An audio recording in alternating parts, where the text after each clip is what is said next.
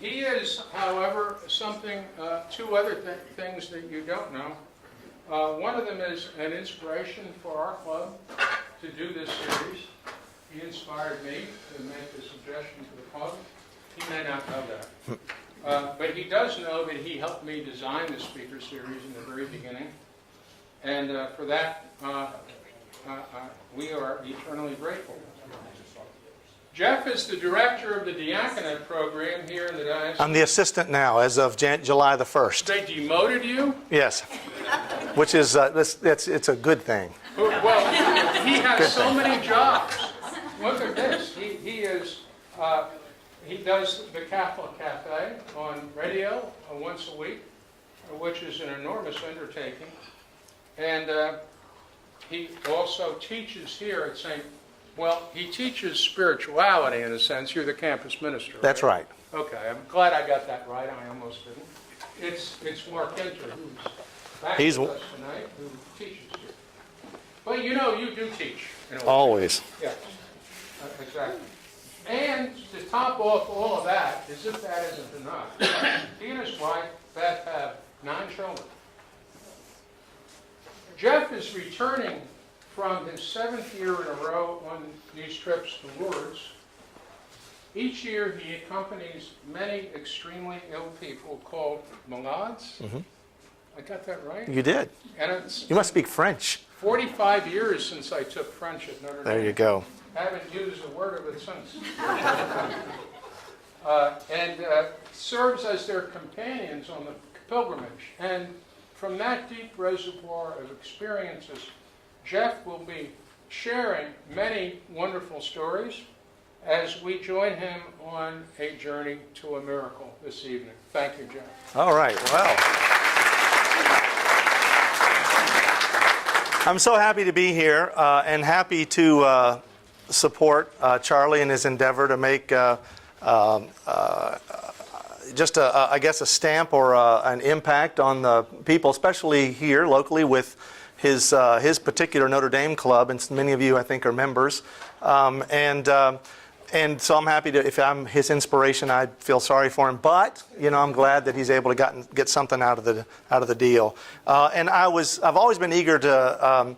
If he wants me to speak or whatever, I'm happy to speak. I enjoy communicating the faith and on many different topics as they have come to me in my own personal experiences, but certainly my experiences as they regard growth in my faith and certain aspects of life that I never would have seen myself. If I've preached and talked about miracles before. And I usually, in that context, talk about the greatest miracle when people this day and age say, like, why don't we see miracles anymore? Why don't we see people who are dead who get up and walk? Why don't we see people like regrow an arm? Why don't we see these things that talks about them in the Bible? Why does it never happen anymore? And I think a lot of people just like fallen short of understanding what a miracle is. And I try to remind them about my life, my path, where I was going, the trajectory of my life. And if you'd asked me 20 years ago that I'd be standing in front of a bunch of wide-eyed and wondering people about miracles, I would have laughed at you. If you'd have told me 20 years ago that I was going to be a deacon, I would have scoffed at you. I would have told you many things about yourself that maybe you didn't know. And so now every day when I look in the mirror every morning, I see a miracle, a walking miracle. And so I have a whole different perspective about miracles myself and how God chooses to work in our lives. And I think many of us should have that wake-up call. But do these healing miracles still exist? And the answer is absolutely yes. And I know many of you, in fact, a couple of you have sent me emails telling me your own personal experience in your family with someone. And you're welcome to share maybe in the Q&A afterwards what happened in your family. But anecdotally, it's just amazing to me how many people have revealed their miraculous experiences, whether it was to themselves or their family and someone they love, where they experienced firsthand something that is unexplained. As Charlie mentioned, I've had really the grace to go to Lourdes. Now, I've just got back from my 7th trip, and it looks like I'll just continue to keep going until they get wise and realize that I'm just a freeloader, and I'm just getting all of this great benefit of being there. It's just such a beautiful place. And so I know a lot of people think like, if I ask, have you ever been to Lourdes? Or where have you been that's some kind of great spiritual destination? And you know, if they say, well, no, I've never been, then they want to know, like, well, what does it look like? And how does it work? What happens? And in the wider context, what happens on a pilgrimage? Right? What do you do when you go on pilgrimage? Because you have stories. And so for me, one of the neat ways to explain kind of what happens is to do sort of, I call it a walking tour, but essentially it's to, like if you remember, some of you are old enough like me to remember when you were invited over to a friend's house and you would sit in the den or whatever, and they would hang a sheet up and they'd get out the slide projector, and then you would be subjected to hours upon hours of boring pictures of people standing next to station wagons or holding a piece of cactus or something, you know, and it's like, why? But I wanted to hearken back to that whole idea of that journey and going on that journey. And so over those 7 years, I've taken pictures. I've just taken pictures of the people that I've experienced and the places that I've experienced, all with an eye of one day, I'm going to put together a slideshow that says, this is what we did. And so I tried to, and I've edited it just a little bit a few times, you know, just to kind of pare it down here and there. But what I've tried to do is gather, like, this is what I experienced, maybe from the very first time, even to the last time. This is the kind of thing that we do. This is my experience at Lourdes. It won't be everyone's experience. I'm involved with the Order of Malta. They sponsor my radio program, The Catholic Cafe, and they also take an annual pilgrimage to Lourdes, where during 1 week, that usually happens at the end of April, beginning of May, there are literally maybe 8,000 or 10,000 knights and dames and malades that gather together in Lourdes and basically just take over Lourdes and have a pilgrimage. And these malades are the sick. And of course, you know that French word malade, which I don't speak French either, but it's the same Latin root where we get like malady, right? It just means illness or bad. And so the malades are those that the Order of Malta has a twofold mission focused on, and that is to care for the sick and the poor, and to defend the Catholic faith. Those are the two things. Now that's born out of their history, and I don't want to make this a history of the Order of Malta, but to give you a sense, it's born out of their history of essentially being knights during the Crusades. 900 years ago, the Order of Malta was formed and is the oldest, I think, Dennis, you'll have to correct me if I'm wrong, but the oldest recognized order in the Catholic Church that still exists today. And so there are, I don't know how many thousands of knights and dames around the world, but they're very involved in essentially helping the sick and the poor and defending the faith. So they defend the faith by things like supporting programs like the Catholic Cafe that talks about the Catholic faith, but also in caring for the sick and the poor. And that's the aspect that we encounter when we go on pilgrimage to Lourdes every year. So the very first time I went on pilgrimage, you know, we took a charter out of Baltimore. So we got ourselves to Baltimore. We took a charter plane with all of the sick and all of the knights and dames on that same charter plane. So that was from the United States. There are also different regions and different affiliations and nations that are there present. So it's a worldwide endeavor. So the Germans are there, the Italians are there, the Polish are there. They usually come late because they get lost, but that's not the point. That was a Polish joke. That's self-deprecating. I'm not being offensive to the Poles. But now the Polish, I could talk for hours about the Polish when I met them there, these kids. Yes. Yes. The easiest way to finance it? Yeah. So the Order of Malta is made up of people, and it's their responsibility to gather the money. So usually the people that are members of the Order are usually either a little wealthy or they have avenues towards wealth and they're business people, etc. Well, they raise the money. So all the money, all the malades go, and their companions go free of charge. And so that's how they do that. Now, so if one of you has a sick person that's desperately ill, let me know afterwards, and I can hook you up. Now, I don't know if they'll be able to make it on the next trip. There's a lot of steps that have to take place. But the local chapter, the local regional group, can sponsor a malade from Memphis. We've done that. You'll meet a couple of them. And that's free of charge to the malade and their companion. But anyone else going to Lourdes, it's just like dig deep into the pockets and, you know, $3,000 or $4,000 to get yourself there, get a hotel room, et cetera, et cetera. So when you get on that bus, you land in the airport Tarbes, which is right out south. I'm sure it's pronounced Terre or something. I don't know. You get in the airport, and it's about a 15-minute bus ride into the heart of Lourdes. And so on your way, it's beautiful French countryside. You know, Lourdes is a backwater town. It was not on the map. It didn't exist. Nobody cared about it. It was a really, really poor town of no note, right? Just didn't have any kind of worth or value, and the people there were just kind of like town folk trying to make their way, right? Just barely able to survive. There wasn't a lot of industry or anything like that, right? They were farmers. They raised sheep. They were in the mountains, the Pyrenees, and it was just a backwater town. So you drive through some of that beautiful French countryside on the way, and there really are like guys in berets, you know, drinking wine that you see along the way. But you also see images like what you have here, like I'm driving in a bus, right? I'm riding in a bus, and I saw this a couple of years in a row, and I kept trying to get a picture of it. This is the best one I got. It's like a little mini church. So there's a car parked there. Now remember, their cars are tiny. Okay, that's like about half the size of a real car, and so that church is it's just a tiny little family church that was constructed probably in the 1700s, 1800s, and those kind of things litter the sides of the roads. It's just quite beautiful to see how many of them there are, and they're just really neat experiences. And so you start to get a feeling that like I'm in a place that's holy, that's going to draw me into a holier experience, a sacred experience. You also have other images like this right here that I took a picture of along the road. And so the discotheque Le Milord, so I'm sure somebody is capitalizing on the holy town they're about to enter. So if you want to go dancing late at night, this is the place, obviously, that you want to go. So once you come in, you cross over a bridge and you have this beautiful view of Lourdes. Lourdes is on a river. It's on a little fast-moving river there, and the Gauve, I think. And so that river there is a centerpiece of the town. It's one of the reasons why the town exists. So logging and things like that would happen on that river. They don't so much anymore, but basically the river runs right through the middle of town.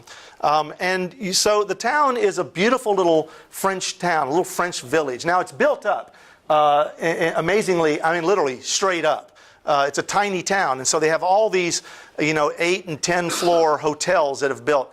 Aside from Paris, France, there are more hotel rooms in Lourdes than there are anywhere else in France and in most of Europe. This place itself brings millions and millions of people a year into it.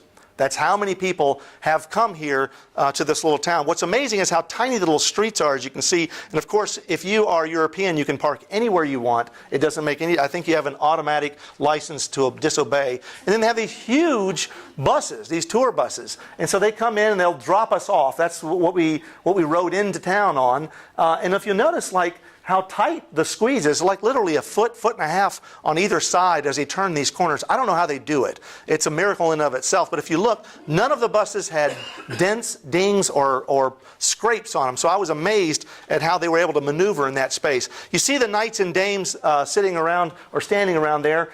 So the dames wear these little nurses' outfits, and the knights wear these sort of military uniforms. That's their uniform when they get into Lourdes, and that's what they're dressed as, so you can recognize them, but they're actually there to work, right? Not supervise and not tell you what you should do or how to do things. They're actually hands-on doing the work. You notice the beautiful architecture. Now, most of this was built up like in the 1800s, late 1800s into the early 1900s. And these hotels still continue to operate. In fact, the Hotel Moderne, which is, you can't see it in that picture, is still owned by the Subaru family.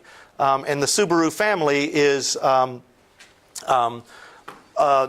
nobility in that town. They basically own the town. It's almost like a mafia, and I say that with love in my heart. But it's like and I'll tell more about that as we get along. This is the hotel I usually stay at, the Saint Savior, Holy Savior, and this is very typical of what you'd see. There's lots of neon, which became the fashion in the mid-1900s, certainly to attract all of the millions of people that show up. And so there's always boutiques and hotels and restaurants and everything to gather your attention. Now, this is all an area that surrounds the domain, and I'll talk about the domain in just a second. Now, when you're there, as soon as you show up, you see in the street there's this red line, red piece of pavement, and that is off limits to pedestrians because it's there specifically for the malades. It's there so that people can push the wheelchairs. It's their little expressway. And if you've only been there once You know, you show up, and while you're there, pretty much every 10 minutes, someone's saying, get out of the way in some foreign language. You know how the foreign languages sound so beautiful. We don't understand what they're saying, but you got to get out of the way, right? There's a lot of that. You learn not to stand in the red way because they are moving through there. I don't know where these folks are from. They're from France, so they got France on theirs. But all the different countries are pushing their malades around because they have there's lots of stuff to do. Right? There's just amazing things to do. So it's all built around this little girl named Bernadette, Saint Bernadette. Her last name is Subaru. And Saint Bernadette was a young girl who was of no account, very poor, uneducated. And what ended up happening is she went to collect firewood, where she always goes to this soggy, nasty little cave that's right next to a river. And when she would go, and there's the picture of it back in the early days, and so there's this little cave back here, a grotto, and there's this mountain, and she would go and collect the loose bits of firewood that would float down the river and get caught up there on the shore, and that's how she would collect that. And she would walk down the hill every day to get firewood, and then walk back up the hill with her firewood. One time she was down there, the Blessed Mother appeared to her. Of course, no one believed her, but the Blessed Mother appeared to her. And you know the whole story if you've seen the movie, The Song of Bernadette. But essentially, the bishop didn't believe her until she mentioned that the lady's name was the Immaculate Conception. This is the late 1850s. And so at this point, the Immaculate Conception had just literally been defined as a dogma.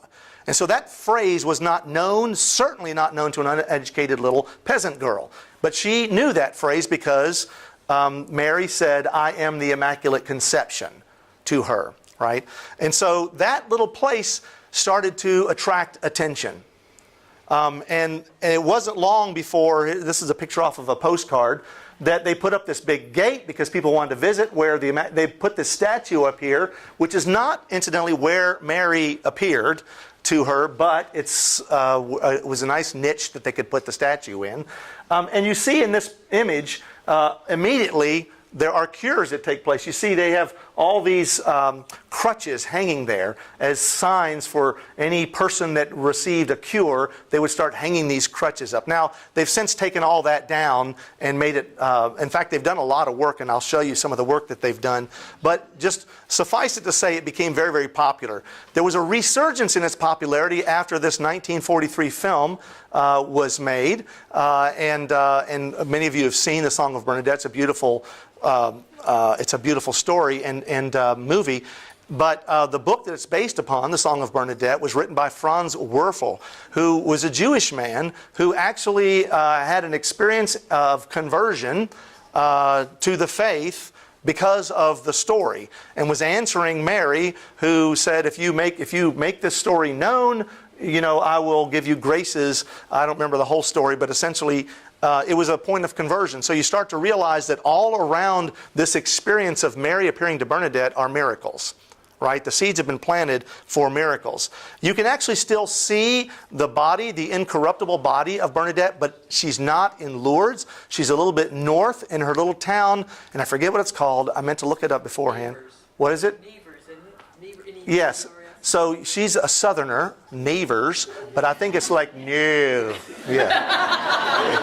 I'm cultured and she is not. You can tell. Can you tell the way I said, no? I'm teasing, but that's where she is, because that is where the mother house for her order. That's where, so they put her back, took her back home, and so you can still visit her uncorrupted body there. So back to let's go into the domain. Let's go into the area where all of this took place and what it looks like today. So this is a shot from the domain back to the street where you see the hotels and all the shops along the way. I heard a rumor that you can actually buy a rosary there in Lourdes. I never saw one while I was there. But there are probably 1 billion rosaries for sale in Lourdes, along with everything else from ashtrays to there's silly things, and I bring one back every once in a while for my kids, glow-in-the-dark Mary statues and things like that. But there are also some quite beautiful things. There's lots of really neat stuff to be had there. But all of these shops that line the streets around the domain And the domain is the area where the grotto is, and the church and all that stuff is built into one area. There's no retail that takes place in the domain, except for one little special gift shop that's owned by somebody special, somebody a member of the mafia or something. But it's like a bookstore. It's part of the domain, but it's not. There are no vendors in there, right? There are not people walking around trying to cash in on St. Bernadette. And it's important to note that, like, literally from where this street is, all that stuff is outside. So when you enter the domain, you're entering a sacred place. It's one of the few places on the earth that as you walk down into the domain through the main gates, which are locked every night, you suddenly walk into this area. And it's one of the few places in the world where I've ever stepped foot and you sense that something profound and beautiful happened there. You know something just amazingly supernatural, some experience there. I can't describe it. Maybe you've had that feeling somewhere before, but literally when I walked there, it brought chills and still brings chills because I recall the very first time I walked down to the domain. There's a sense of peace and a sense of grace, and certainly the first thing you notice is like there's this big beautiful statue of Mary, and the statue of Mary is looking back at what's called the Rosary Basilica. And that's one of the first things that we'll tour as we go into here. But also in the domain, you'll see other things, other beautiful buildings, some built in the early 1900s, late 1800s, and some built a little more modern construction, certainly. But this right here is the Reconciliation Chapel, where you can go and there are priests from around the world, speaking in multiple languages, that are there all day, from the very early morning when they open the gates to when they close the gates, with a few exceptions for when they all have to take some kind of siesta nap thing, whatever they do, there in the afternoon. But literally, you can go to confession while you're there. And I've made use of that little Reconciliation Chapel. It's quite beautiful. So let's focus on the Rosary Basilica. This is really like the central point. And one of the things on our pilgrimage, and when the Order of Malta, we go and you have to reserve these spaces ahead of time. Well, we reserve to have Mass in the Rosary Basilica on that first night. Before we go into the Basilica, I want to just mark it so you see kind of where we are. So we're in the domain looking at the Rosary Basilica. Well, this, if you remember that black and white picture of the sort of the little mountain that was there with the grotto, that's around the corner. This is where that mountain was, okay? And what you're going to start to see, what an architectural marvel this is that it's actually built into the mountain, okay? So you see that the Rosary Basilica is actually up here in the front. It goes into here, but it's built into, you can see the mountain from the backside. And there's a better picture coming along where it shows where the grotto is. But you see the grotto is there, built in. So all this construction took place because, literally, millions of people are showing up. And so where there is a need, the Mother says, you know what, I think you need to build a church here. And so they did. So there's the grotto down here, and this basilica is, this monstrous thing is built there. And there's actually 2 basilicas there, 3 churches. All right? And we'll talk about those as we move along. And this is a view about this river. Again, talking about the architecture, if you remember that old picture that I showed you, the river actually used to run, so here's the grotto over here. Okay, the river actually used to run right down up next to the grotto. So they actually moved the river. They just literally said, you know what, river, move. And I'm sure it was a big thing, and they had all kinds of people out there, engineers, figuring out how to do it. But they just moved everything and built this nice brick retainer wall there. And so to make this little area outside the grotto, just to handle the number of people that were starting to come here. And those people come like right outside there, world famous holy water from Lourdes. Many of you have probably experienced someone bringing you like a little bottle saying, hey, I brought this back from Lourdes. There's many, many stories that are associated with healing associated with that water. And so people will stand up for hours and they will basically pump this water out into little, whatever containers that they can manage to carry. If you want to know what kind of containers are the best, ask me afterwards and I'll tell you, because I've learned the right things, and also I've seen the wrong things. When you see someone wheeling something out of the airport in Baltimore and their bag is like totally wet, it's very holy, but it's wet. So This is a view of across the river, looking back at the grotto. It's just, and it's so beautiful and peaceful. And that river is moving rather quickly. If you fall in, you'll be downstream by a mile within like 30 seconds. It just is zipping along, especially in the spring as the snows are melting from the Pyrenees.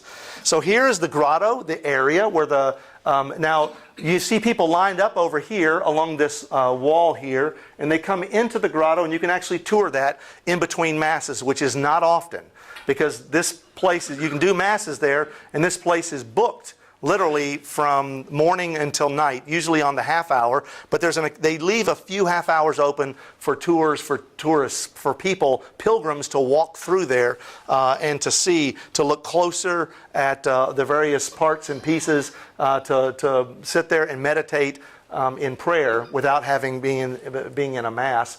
And speaking of Masses, they have a stone altar in there, and there's yours truly standing there next to Cardinal Leveda. If you remember Cardinal Leveda, this is like on my first trip there, and I was so lucky as a deacon. There was like one deacon, and there were like 300 priests and 12 bishops and like 5 cardinals, but there was just one deacon. And so that first year, I got to do everything. I was like, so I'm standing at Mass next to Cardinal Leveda. Now, Cardinal Leveda used to be the prefect for the Congregation for the Doctrine of the Faith. So he was like the most powerful guy who could if I set the chalice in the wrong place, he could just wave his hand and excommunicate me, you know. So I was very nervous to do Mass with him, but I've gotten the grace, the honor, the privilege to be at Mass with all these bishops and cardinals and various priests from all over the place. So it's been actually a wonderful experience for myself. But Mass in the grotto is so special. In fact, one of the greatest, I think, graces that I've ever been given is the opportunity to chant the gospel in the grotto. And they always do a Marian Mass, and they always do the Annunciation Mass. And so to be able to chant the gospel there, it's just, there's something I still, again, get chills when I think about the opportunities that it's afforded me, right? Just the miraculous spiritual intensity and growth that I've experienced having been part of all this. Now, inside that area in the grotto, they actually have a little special place that they built in. One of the instructions that Mary gave to Bernadette was to go and dig. And she pointed over there and said, dig right there. And Bernadette dug, and just a few feet down, a spring appeared. There was water there. This spring had not been discovered. It did not exist. No one knew that it existed. It was never a source for water for the people in the town. No one had any concept or knowledge that this was water. They knew about the river water, but this was spring water, natural spring water out of the mountain. Okay? And so this is the water that comes out of the mountain that pours thousands upon thousands upon thousands of gallons a day of fresh, clean water. This is the water that is said to have healing qualities. And Mary instructed Bernadette to wash her face in it, to wash with it, and had some various other instructions for her. And to this day, they still have those same instructions, the same things you do. So they've had to kind of block this off just so you could see the actual place where Bernadette dug, and where that stream has been there since the time she dug way back when. There's a little close-up with the little mossy, beautiful little spring that continues to flow. Now they have tapped into the other side of it, and that's what feeds the baths, and that's what feeds the taps that people are tapping into. That water comes straight, unfiltered, from the spring that you see there.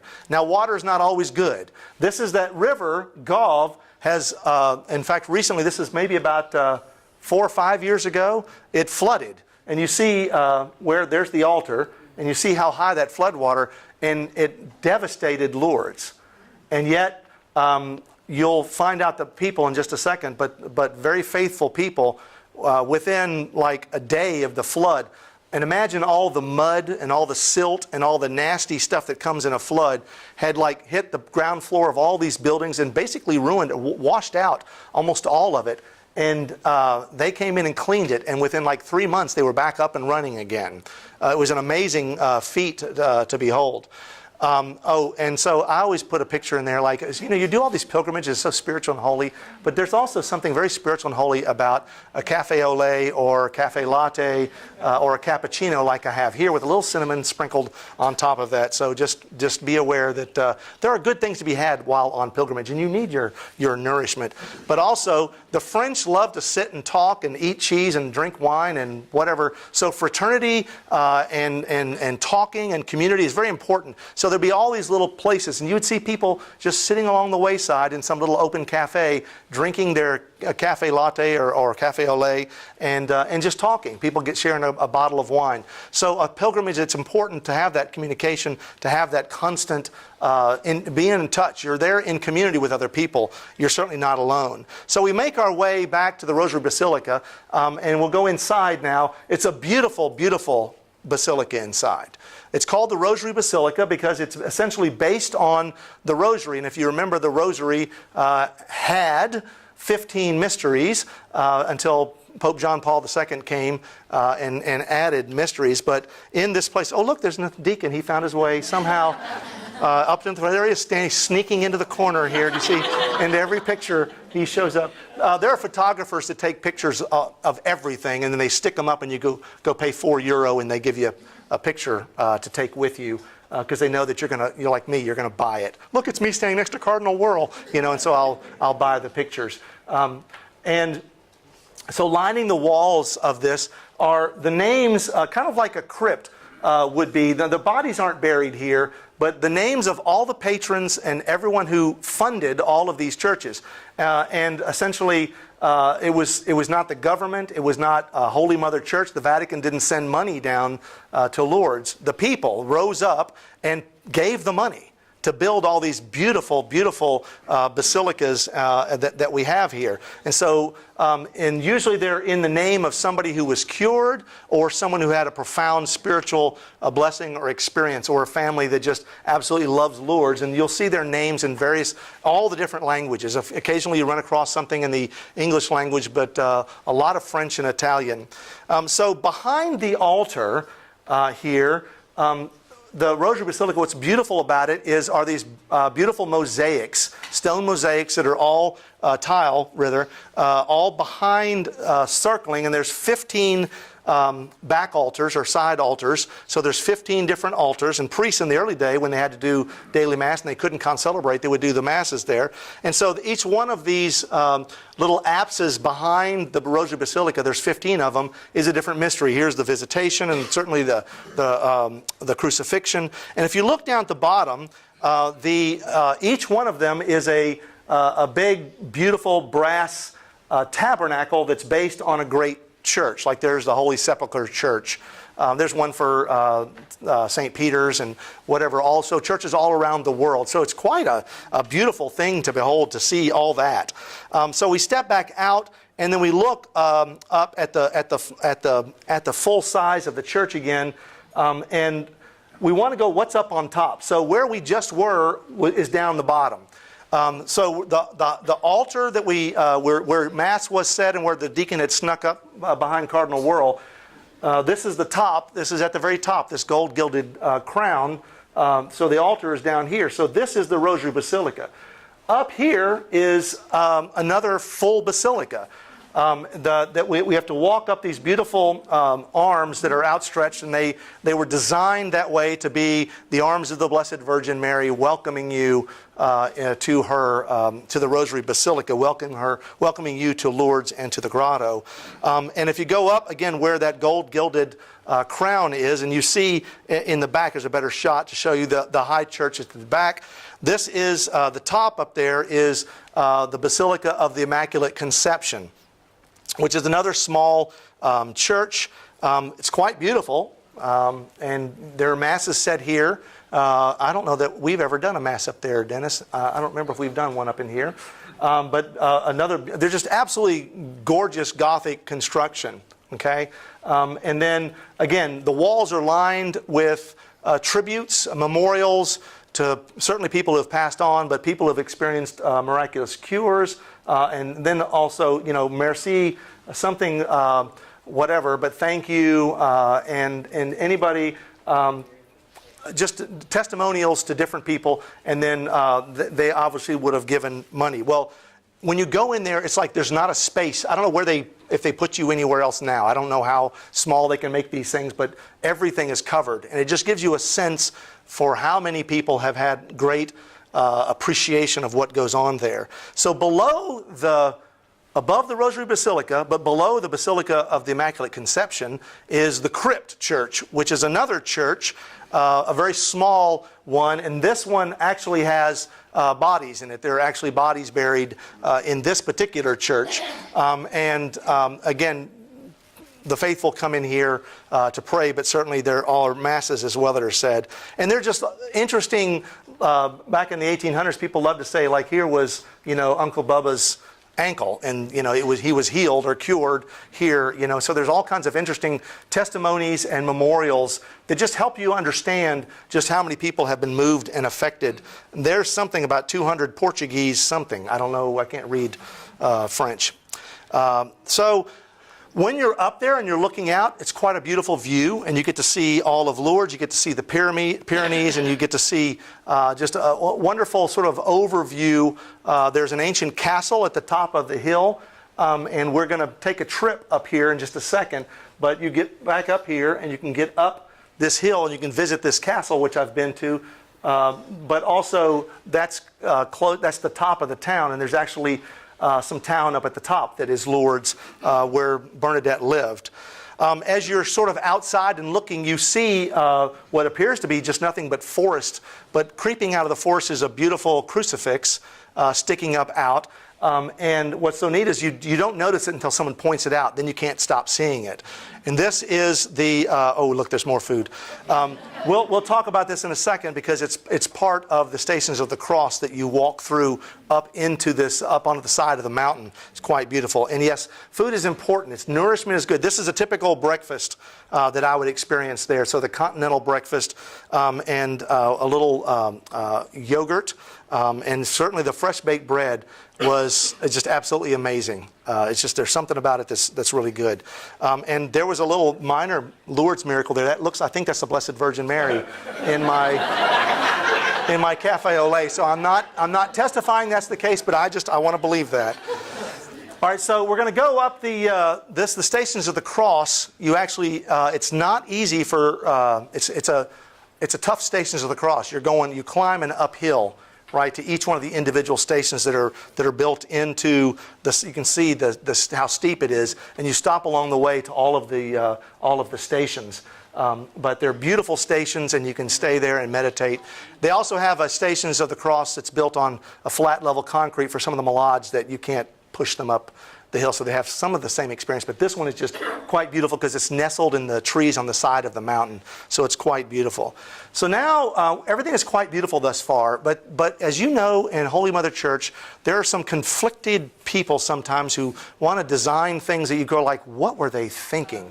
So we went through the iconoclastic age or whatever, and what is the German design that's like in the 1930s, 40s, and 50s? It's like whatever it is, it's like, it's angry. It's very angry, and everything is flat and plain and jutting, and just it's harsh, right? Totally different than the beautiful Baroque or the beautiful whatever Gothic stuff.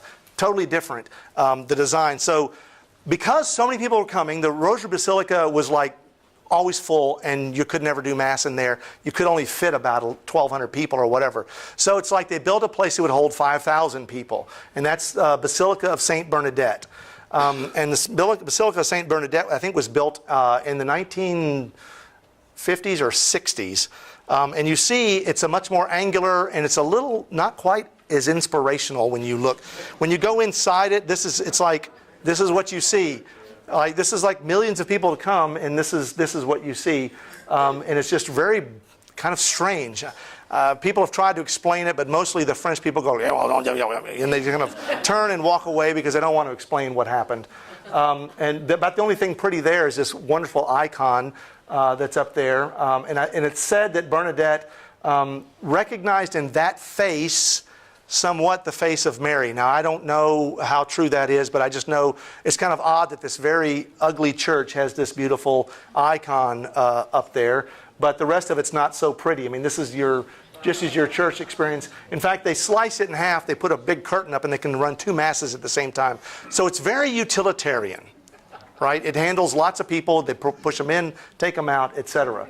So it is the Order of Malta. We have a healing mass where whatever cardinal or archbishop is there with us on our particular pilgrimage goes around and individually uses Lourdes water and says a special blessing upon the people. And it's usually it's one of the more beautiful masses in a not so beautiful place. So it just helps you understand that there is great beauty in sacredness. So it's a beautiful sacred experience. It's very moving, especially for these malades that are gathering here.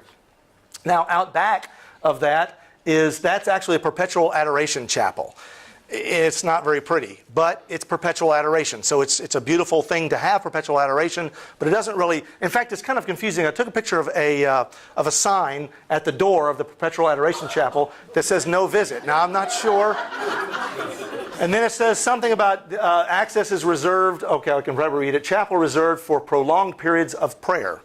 So this is why, but it says no visit. So I'm not really sure what I'm supposed to do, but I went in anyway, and the Blessed Sacrament was definitely there. So we go back across the river, and we're going to go through the baths now. Now, one thing about the baths is it is a best kept secret. You can't take pictures in the baths. Well, there's lots of reasons why, I'm sure, but even if you try to search, you won't find pictures of what the bath experience is. I, however, was able to find one, but it's illegal, and so when you see it, you have to close your eyes, and I'll describe it to you.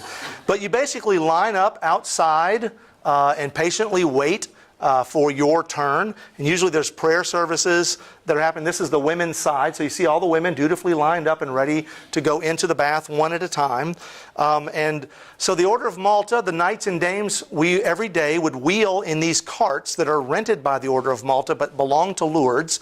And we basically load the malades, each one into a cart, and their companion walks along with us, and then we wheel them down to wherever we're going. So whether it's the Rosary Basilica or up to visit Bernadette's home or to the baths. And they'll dutifully stand out there and wait. And I just know they didn't pose for these pictures. That's what they were doing. And I happened to catch one of the guys praying a rosary. And so there really is a genuine faith that is taking place here. The Order of Malta, really faithful people.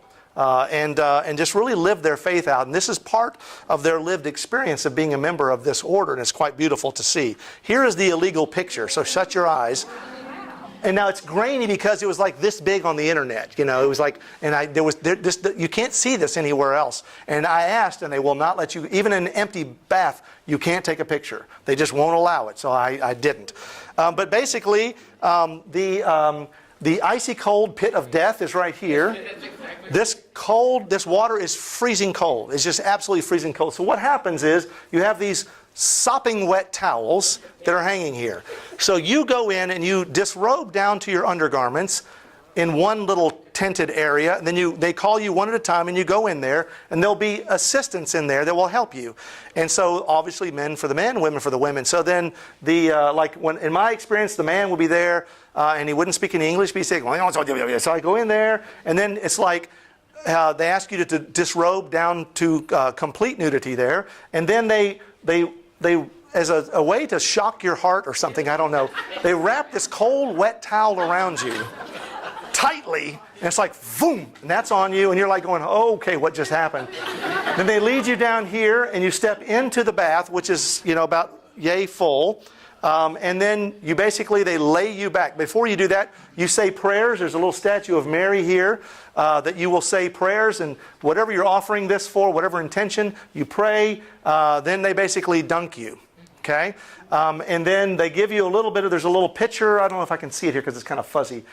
There's usually a little pitcher over there to the side where they give you a little water and then you drink it. So they tell you to do just what Mary told Bernadette to do, and they still keep that faithfully. You say the same prayers, you do the same things. You bathe, and then you drink some of the water.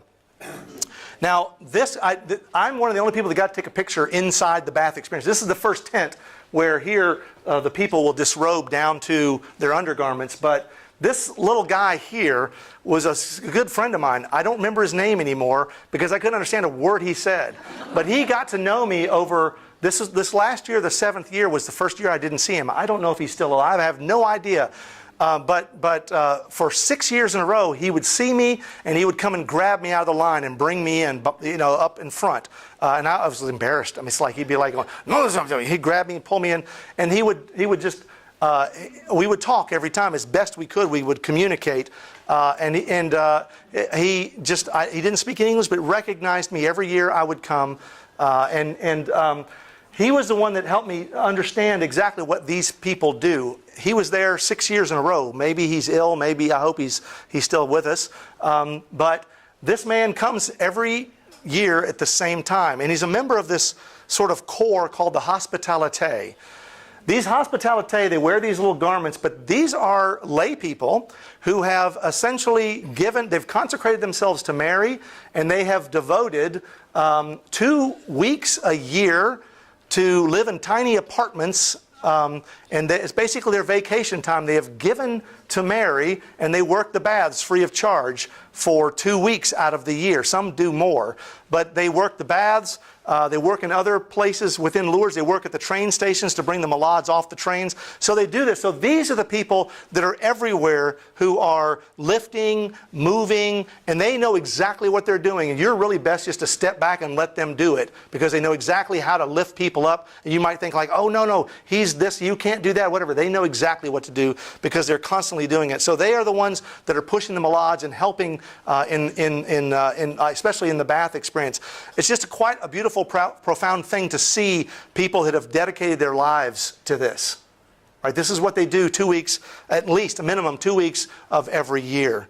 Now, after all that bathing and stuff, now it's time to eat again.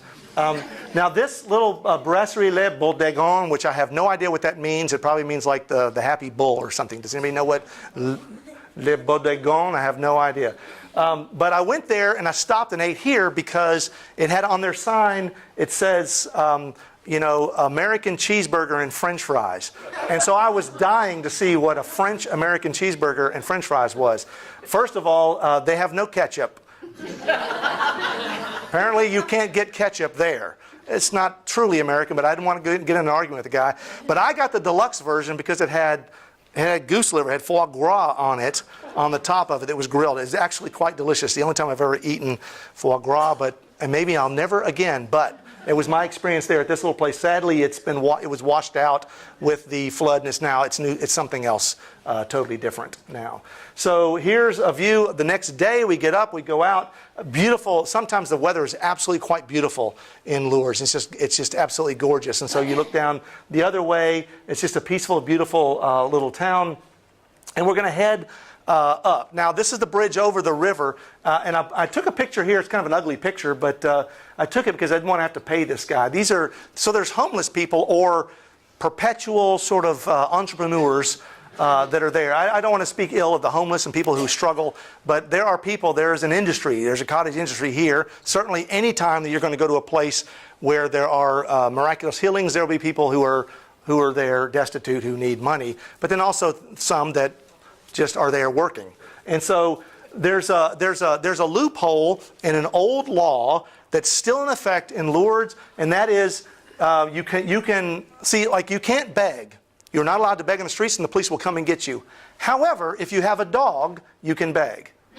So all of the beggars have dogs. It's just the funniest thing. You sit there and see some guy, and or a kid or whatever, and someone has planted a little dog next to him on a leash.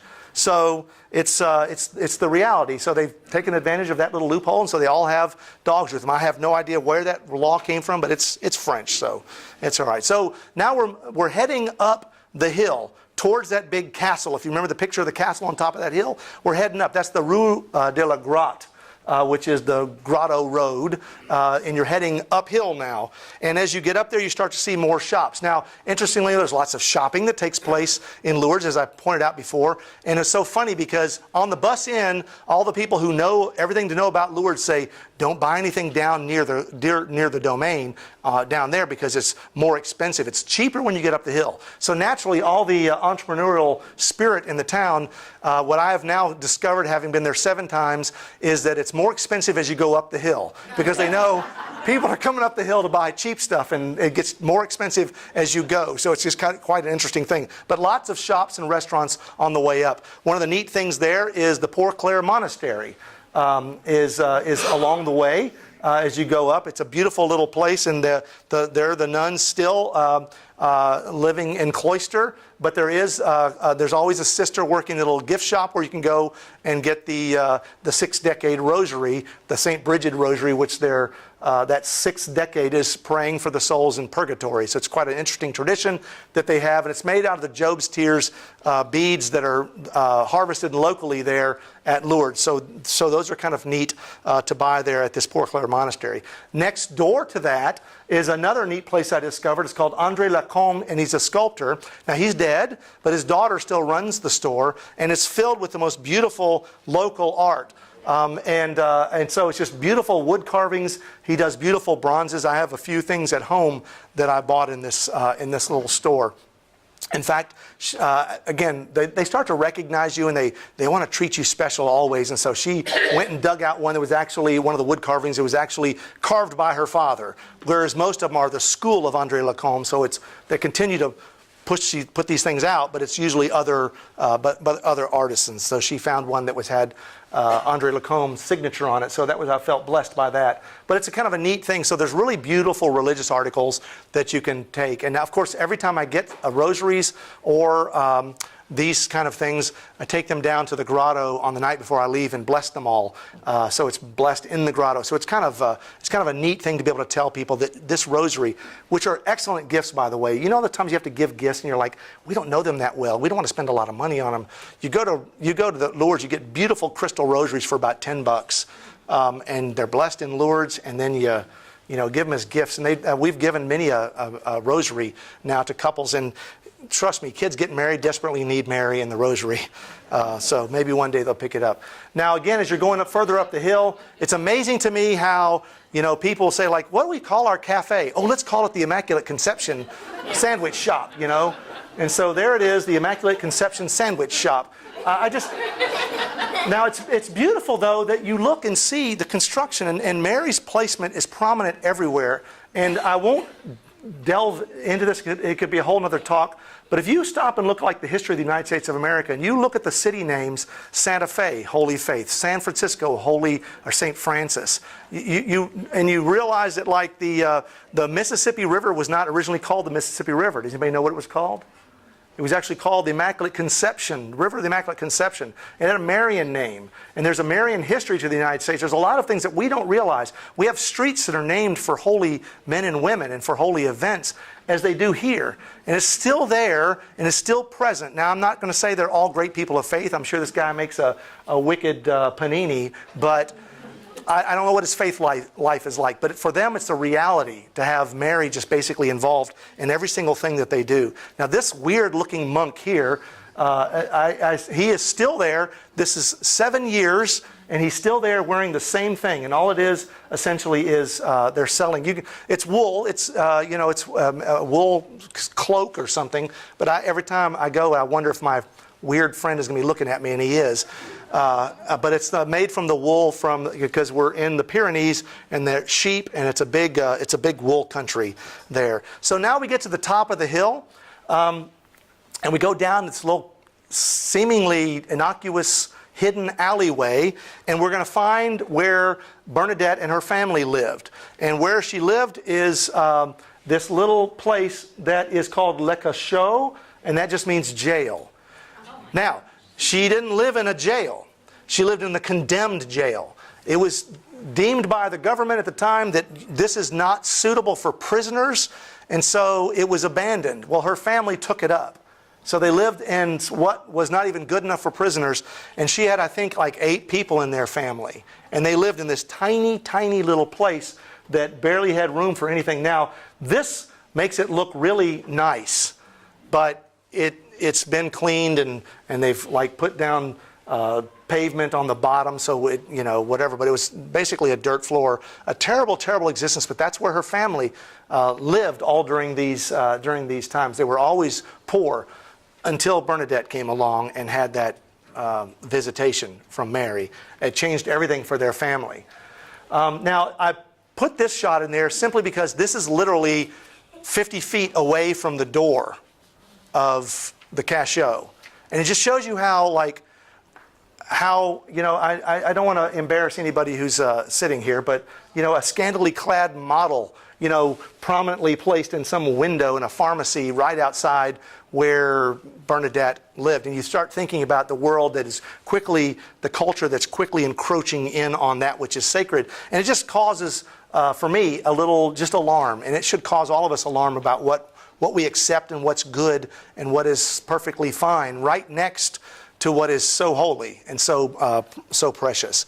So now, while you're also up there in the center of town, you will see it's called St. Bernadette's Church, but her original church burned down. This is the Church of the Holy Spirit that is at the top of the hill, and it's known because it's another beautiful Gothic church, but it has the actual baptismal font that came from the church that Bernadette was baptized in. So people still, line up to be able to dip their hands to get holy water out of that particular font, or have their child baptized there. So that's kind of neat to see that part of history. We can take a little commercial pause here. While I'm there, I also record the Catholic Cafe. I always get between 10 and 12 episodes, and I get to interview interesting people. There's me with Cardinal Worrell. Now this is a woman named Karen Goodwin. She's passed on. She died about 4 years ago. You don't know her, but if you were to look into the credits of Les Miserables, the Broadway production, Phantom of the Opera, Joseph and the Amazing Technicolor Dreamcoat. She actually worked with Andrew Lloyd Webber and Cameron McIntosh in their productions, and she was a producer. And I just happened upon this when I was talking to her one time at lunch. I get to meet all these people. I didn't know her from Adam, and I was telling her about how my daughter, Bess, which one was it? Who was it that used to love to listen to Joseph and the Amazing Technicolor Dreamcoat? Charlotte. Okay, but anyway, as kids, it's like they would be like sort of mesmerized by this music. And I said that. She goes, well, so she was sitting there at lunch with me, and she goes, oh, I'm going to have to tell Andrew that. I said, who is Andrew? Why? Oh, Andrew Lloyd Webber. That's his show, and I'm sure he would love to hear that. And I said, well, that's neat. Like, how do you know him? So anyway, I got to know her. I did a radio show with her, and she actually shared with me about how faith on Broadway exists. And there's a Saint Genesius, who's the patron saint of actors and comedians.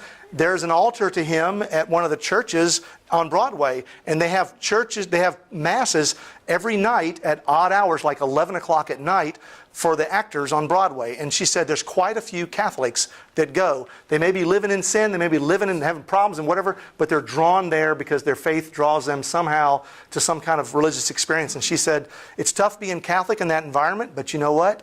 It is, but that's what I do. And so it was a blessing. Those are the kind of people I got to meet frequently. So like now, back to the sort of the tour. This is what you see here. I show this some little silly sculpture with a bunch of lambs, in Bernadette. But this is an image of the largest basilica in the city. And you can see it right there. If you can't see it, here's a little closer view of it. There it is. So it was built underground. It was built underground. It's almost like it's not beautiful. The top's beautiful. But underground, you have to go into St. Pius X Cathedral or Basilica. And it's the only place that we have a mass with 20,000 people. And it's a huge international mass. And it's an absolute amazing experience to be there during that time. Oh, look, and there was only one deacon, and he read the gospel. And he showed up, and I did not plan that picture, but I want that that's going to be in my funeral notice, or there's a couple other pictures, but that's one of them where I look like I'm somehow like standing ready to, I don't know what I'm going to do, battle or something. But you see me processing with the book of the Gospels, all the sea of people behind me, and I'm leading out. There's no other deacons, and then I'm leading out 300 priests are following behind me to celebrate that Mass. And at that time, there were about 12 or 13 bishops, and we had another 3 or 4 cardinals. So it's a huge, huge thing, and you have not lived until you've seen that kind of thing that undertakes a 2.5-hour extravaganza. So it's just quite beautiful. And one of the highlights of the Order of Malta's pilgrimage, but they have these Masses every single Sunday, and they literally draw 20,000 people into that town every Sunday to fill up that place.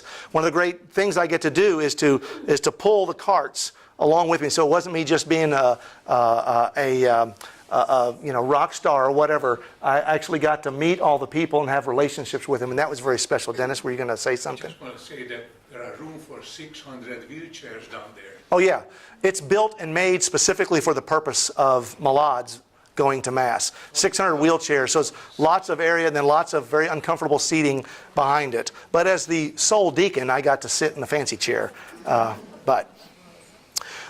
So here's like a little family of 1, 2, 3, 4, 5, 6, and he's holding the baby, 7 kids. And so none of them are the Lourdes. The mother was the Lourdes. She walked, and all the kids rode in the cart. So that was what they chose to do. But just the beautiful blessing of the families, the Lourdes that are there. And we're all preparing for really what's sort of the highlight of the entire pilgrimage for most people, and that is, you've probably seen images of it, but it's the rosary procession. The procession, every night they do it at 9 o'clock, rain or shine. It can be pouring down rain, and they're out there. And it's an international rosary that's done, takes exactly an hour. They've done it 1 million times. But basically, as it starts to get dark, you start to see people lining up. I don't know if anybody of you know this. This is Simone Jones, Miss Simone from Holy Rosary.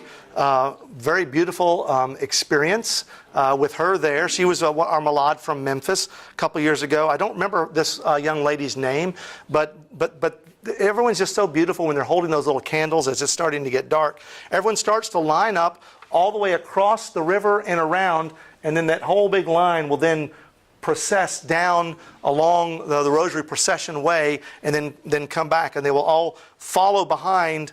They process. We process all the way down here, all the way around that way, come all the way back up here, all singing the Ave Maria song and doing the rosary. It's just quite beautiful. And they follow Mary, who comes back up to the front of the Rosary Basilica, where all of the little candles are raised, and all of that faith together. You know, candles are such an important part of our faith, and to see them all lit at that time for that purpose with those prayers during a rosary, it's quite powerful to see this sea of people that are gathered together. And if you look at every one of them is a story. Every single one of those candles is being held by someone who's either sick and dying, or plagued by some terrible, horrible disease or situation, or they're there accompanying someone, or they're there assisting someone. And so every single person has a story. And so the number of lights that have been lit in that place. In fact, every pilgrimage will have a candle, right? A pilgrimage candle that is lit at the beginning of the pilgrimage, and it's placed over in this big, huge fire pit place where they stay lit until they burn all the way down to the ground. And the experience of seeing, I don't know who those people are, but the experience of seeing people that will get their own individual candle, you can get any kind of different size, you light that candle and you place it and you say a prayer. I lit one for SBA this last time when I went there, and it's just so beautiful to see spiritually what it does to people. To be there, to see those candles lit, to light the candles, be part of these processions, to be part of these Masses. Sadly, this little Chinese man here has passed away, but they're just 2 people that I got to know while I was there. And the special relationships that are born, while he may have passed on, the fact that he went to Lourdes, he experienced the miracle of a spiritual reversion to his faith, and a love of his faith, a more profound experience of his faith than he ever would have had he not gone to Lourdes. Right? And so it's so important to see. This little girl, now that's not her mother there, but this little girl was having trouble. She couldn't eat, she couldn't swallow, and she had the Lourdes holy water, and she could eat and she could swallow. Now that doesn't, Is it a medical miracle? There's so many side miracles. There's so many things that aren't official miracles. But it was so profound, like 4 years ago when this happened, that her mother now is a volunteer, has joined the Order of Malta, and is a volunteer and goes every year now, and has said, I'll go every year the rest of my life because of that experience. Right? It's changed her daughter's life. Her daughter's not miraculously cured, but she said the difference between what she was and what she is profound, and there's no medical explanation for it. There's so many of these unofficial miracles that exist. In fact, there's only like 85 that are actually listed as official miracles in Lourdes, which is a very low number. But there are thousands upon thousands of other stories. And the last picture, the last one, the one I'll end on, is this beautiful miracle. Simone Jones' terrible situation with cancer, that's her husband, Calvin. And so Calvin and Simone came to Lourdes with us. Simone was vital, vibrant, and excited to be there. She soaked up every minute. She was nonstop the entire time that she went. She had this rebirth in her faith and belief. Calvin was like just amazed at this experience. And now she is terminal. She had a very bad cancer. But they were coming up on their 50th wedding anniversary.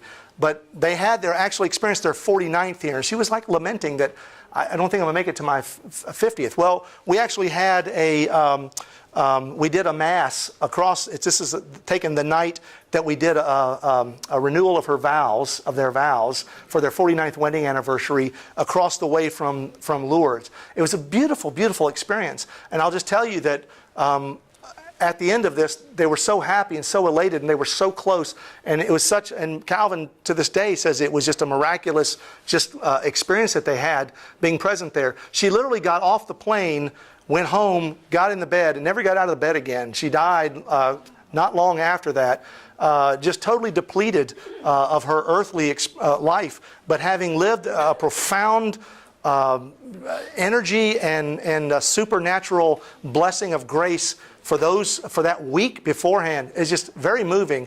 That's the kind of miracle that you see. That's the kind of miracle that I've experienced. So when people say, I don't think there's miracles anymore, they haven't been to Lourdes and they haven't seen that. And it doesn't have to be a medical miracle the way that you might envision something regrowing or something going away. Those exist. I've met those people and talked to them, interviewed them on my radio program. But also are all these millions upon millions of mini miracles, which really aren't many when you're talking about the individual who has a profound faith experience because of Lourdes. So thank you very much for taking the time to listen to all of this.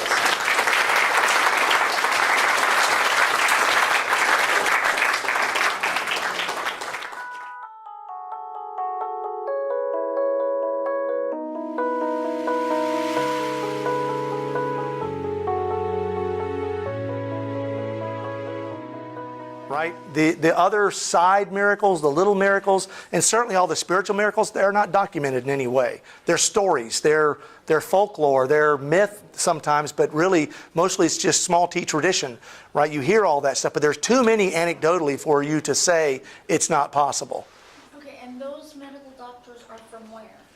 So there's an international commission that's gathered together that's funded again by all the money that comes in to Lourdes by the people, right? And so the local bishop, they build a medical commission, and there's an office, and there are people who are members of that commission. So you get asked to serve on it, and then you're basically a review board, and they're all internationally known doctors. Yeah, they're from all over the place.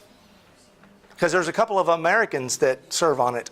But you kind of roll on and off. It's kind of like a board of directors for a nonprofit or something. Thank you. You're welcome. Yes? I went into the castle, and I knew you'd ask about the castle because the castle is so cool. It's an actual castle that was built back in the 1500s, 1600s, and so it's ancient. It doesn't really have a part to play in Lourdes proper, so I took those slides out because I knew we'd be out of time. But it's really neat to have like gallows and things where people got tortured, the torture chamber. They got really neat stuff in there. So it's now a wonderful museum that you can go up there and visit for about $30. You can get up in there and see that castle. And it's an amazing part of the Lourdes story, but it's not necessarily wasn't part of this talk. But it's a neat place to visit. You need to go and visit there. Yeah, of course, Yes. Is the whole grotto complex under the local bishops? Yes. That's his ballgame, right? That's exactly right. So there's a bishop of Lourdes, and that's his job. He runs that whole area. Whereas typically a bishop would be over a very large area, you know, that would be encompassing, but Lourdes is visited by so many. There's a bishop, and I think there's also either one or two auxiliary bishops there to handle all of the goings-on that take place. The business end of it is handled by the diocese then? That's right. That's right. So when you go, you have to have a letter of suitability if you're a clergy member. If you want to do masses there, you send that to the office of the Bishop of Lourdes. Who else has a question? I do. Do you have to qualify in some way to be desperately ill? So that's a good question. So in Europe, a lot more desperately ill people are able to go than from somewhere like America. And the reason why is you've got to be able to sit up in an airplane for 7 hours. So there's some people that are so desperately ill that the doctor will say, you can't go. You're not going to survive the trip. So the Order of Malta does not want to take somebody who can't survive the trip, right? As much as we'd love for them to go, if they can't sit up and do that, I recently had a situation where a young man wasn't able to go because he wasn't able to sit up because he would essentially start to choke or whatever because he had to be laying down, and there's not a way to carry someone over. Now in Europe, the Europeans get on trains, and trains have lots of space, and they'll roll these carts and they'll have people who are laying on these gurneys on these trains, like these old military trains that would haul, soldiers and stuff around who had been wounded in battle. And so they bring just more desperately ill people. So, and there's also a hospital there. And that hospital is very busy. So there's, if you're going to get sick in Lourdes. There's a lot of really good doctors, and most of the pilgrimages will have each one of the regions, each one of the groups that traveling will have some kind of medical professional there. When I was flying back, one of the Malades that was with me, she's passed away recently, but Jody Hurt, I don't know if any of you knew her, from Holy Rosary, but she went into anaphylactic shock on the way back and almost died. But within, is there a doctor in the house? So on the charter, there were like 37 doctors, and we're talking about doctors of great note, not just, guys that are flunkies or whatever. These are some rock solid people, experts in their field. So she was well cared for, and her life was saved because of fast acting doctors. And so it's good to be there with all the doctors, but you've got to be able to survive the trip, right? Is the treatment that they get just the exposure to the whole thing, or is that water? Seems like that cold water would be a killer. I don't know of anyone who passed away in the baths, and I'm pretty sure that didn't happen. But you're right. You'd think like, they tell you like if you're susceptible to heart attacks or whatever. But I mean, these people know what they're doing, and apparently it works.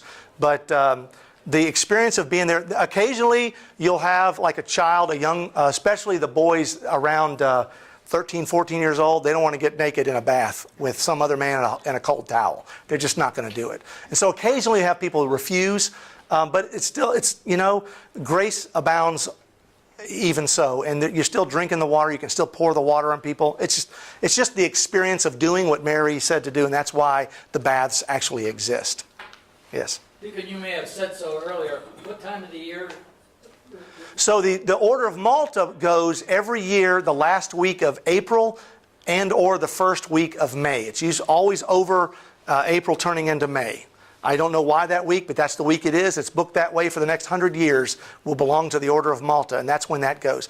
And by the way, back to your question about people qualifying as sick enough to go, that's an Order of Malta thing for going on the pilgrimage. Anybody can go at any time into Lourdes, right? Even when the Order of Malta is there, you can book a room and you can show up.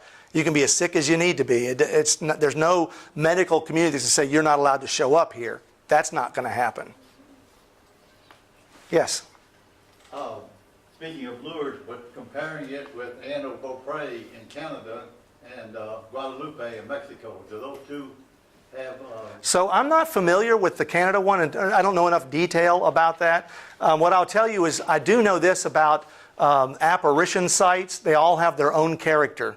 Right? They all have their own special... A lot of people don't realize, and there'll be a future presentation coming when I finally go, but in Champion, Wisconsin, A year after this, so this happened in 1868.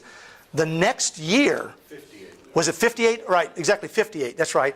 So in 59, Champion, Wisconsin, Our Lady appeared to a little girl there with a different message, with a different appearance. And now that pilgrimage site has sort of caught on. And so it's been there, and there's been like a little church, and there's been like a little place, but there were no hotels. You had to fly into Green Bay, and then you drive like 45 minutes or something to find this little backwoods nowhere place. But if you look up, it's Our Lady of Good Help, and you look up that place, and you find another apparition site to a little girl. So there are several different places, but each have their own character. Now, in terms of like largeness, Our Lady of Guadalupe, I mean, and what has been accomplished there, and how many millions of people show up, and the size of this basilica, and the number of people that continue to go, it's huge. But it has a totally different character than like this little French country town.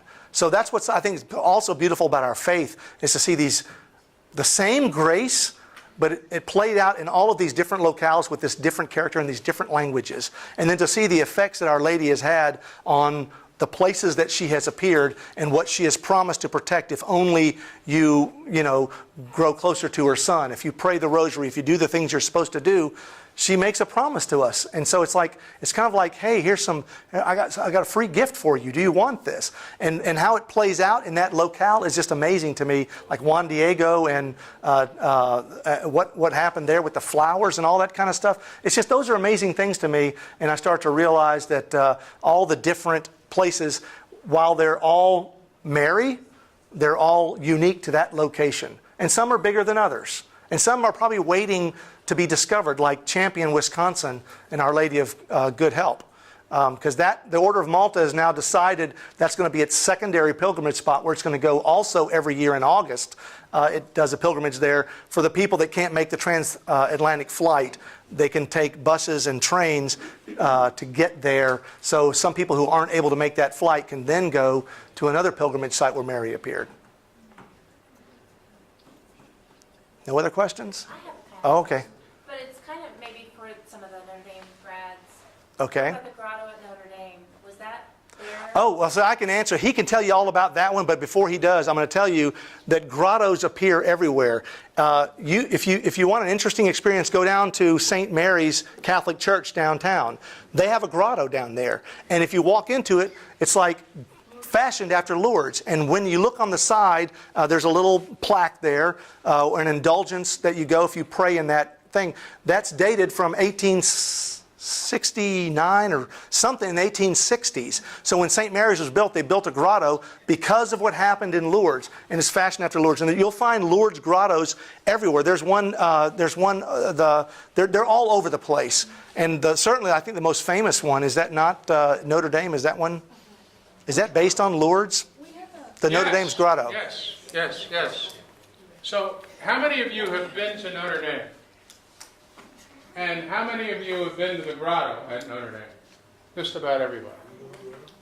The grotto was built by, oh, come on, Lee, it's the Father Corby. Father Corby was the president of Notre Dame before the Civil War. And he went as a chaplain to the Irish Brigade during the Civil War. And there's a famous painting of him blessing the Irish Brigade right before Pickett's charge, which was the bloodiest moment in all of American military history. 7,500 people died on that charge. Or maybe it was just casualties. When he came back to Notre Dame, they made him president again. So he was off for those 4.5 years, and then he went back to the presidency. And I don't remember how many years he remained in the presidency, but he had a vision for replicating the Grotto of Lourdes at Notre Dame. And he spent the rest of his career at Notre Dame raising the money. You can imagine how difficult it was to raise money after the Civil War for anything. And he raised the money just in time to build the grotto, and it was completed, although maybe not dedicated, in 1899 when he died. When he died at the same time that the whole thing was completed.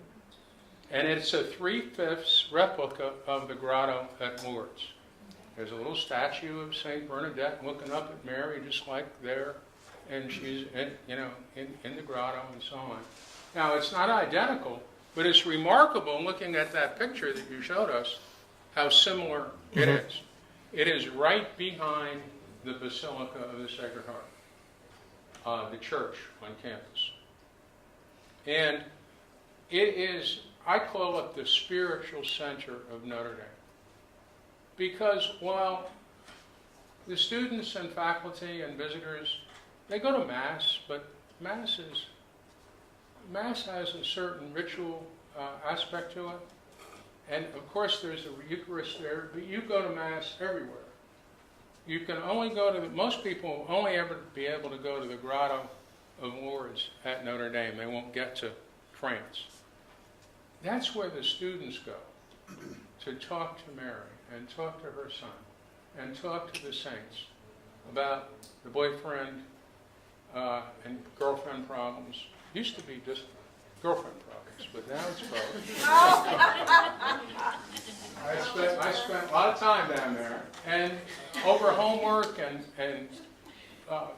family illnesses at home, and you just name it. And on a football weekend, you have to wait about an hour to get into the sort of the cavern of the partial cave that is the grotto in order to light candles. You saw the thing about candles, and everybody does that too there at the grotto.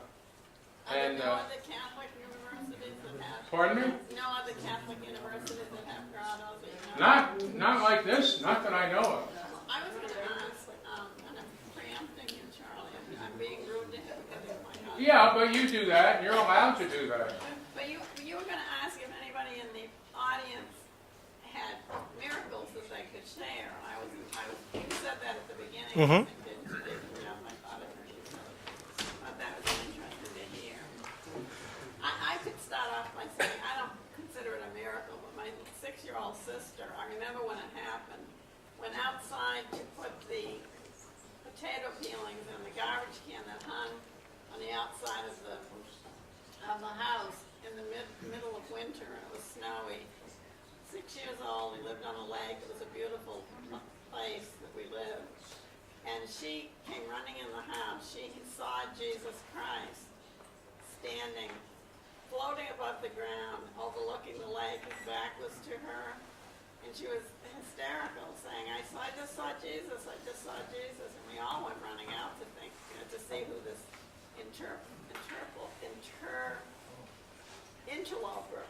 was on our property. She left prematurely, though. She was too young to, Well, she was awestruck. partially scared. She was awestruck, and she was used to looking at she was also used to looking at the beautiful stained glass windows in the Congregational church that we went to. Anyway, she still, that is emblazoned in her mind. I believe she saw that. Whatever. Well, she did. She Jesus was believed. there to tell her that her sister would marry a Notre Dame graduate. But she didn't stay there long enough to find out. But we also found out that Jesus said that prophets aren't welcome even in their hometown. So it's like, I can attest to that. yes. Yes. We have a little grotto at St. Joe's Little Flower Catholic Church. We're from the Legion of Mary organization. And so I just wanted to mention that. I don't know. I've not been in that one. Is it a Lourdes? Is it based on Lourdes? Yeah, see, it's amazing the profound effect. In fact, I went to a retreat at the White House in retreat in their Jesuit retreat center that's in St. Louis, right outside of St. Louis. They've got, out in their back, they've got a grotto. It's based on Lourdes, has Bernadette and Mary.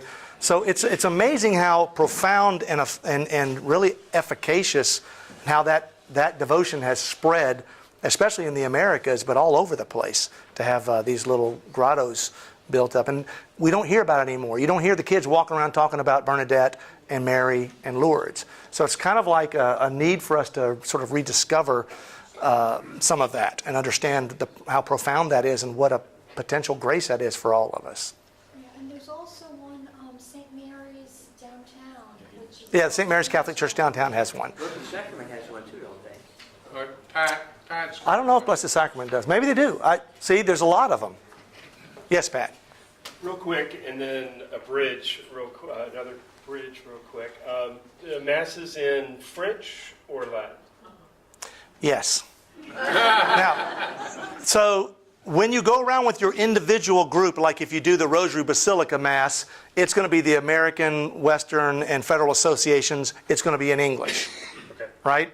Now, all of the MCs are all French, and you've never lived until you've been pushed around by the French MC, to where you're supposed to be standing and all that. So the local associations and countries would have their own representatives there. When you go to the international Mass, it's all of the above. There'll be some parts in, like the Eucharistic prayers done in Latin, but then all of the readings are done. You know, that's one of the reasons it takes forever, because they'll do French, Spanish, Italian, and English. Sometimes they'll sprinkle a little German in there. So it's very, but then they'll have screens up that have different languages up there, so you can kind of follow as best you can. Tell them about the rosary, though, what it sounds like when you're doing the rosary. Oh, it's the same thing. It's quite beautiful. Yeah, but they're all different. It's all different languages, but you know what they're saying. Well, I mean, everybody's doing it. Except they sing the Ave Maria wrong. Yeah. You know, and I didn't have the heart to tell them they've been doing it wrong for 160 years, but... Well, the only thing I was going to add was that in ironies, or the bridge part of this, is that next week I'm going to be talking about the Camino de Santiago. Yeah, yes. And Lourdes is within 100 miles of Saint Jean Pied de Port, which is the beginning of the Camino Francois in See, it's all related, isn't it? Wonderful. So we'll have to come and hear that. You'll have to come. Well, it's a wonderful opportunity for us to a shameless plug, right? It was. But it's here at 7 o'clock. No, It's, no, that's the one that's in a different place, which is where. Charlie, do you want to address that later? Or? Yeah, well, let's just tell them now. Anybody else have any other burning questions before I leave? Is that in Spain? Yes. No, Saint Jean Pied de Port is right on the French-Spanish border, but I walked 500 miles west, most of the time in Spain. Right. So, like France, I mean, Lourdes is like right on the border. In fact, we went up into the Pyrenees, maybe a 10-minute drive, and we had driven into Spain. So it's all, and there's a lot of stories about, people running from the Nazis and all the kind of stuff that was happening all during that time. There's all these little shrines everywhere, all in those hills, because it's all so storied, but it's really close. And Lourdes is very close to where you started. Anybody else? Any other quick questions? No? I wanted to know. Okay, hold on. I'm sorry.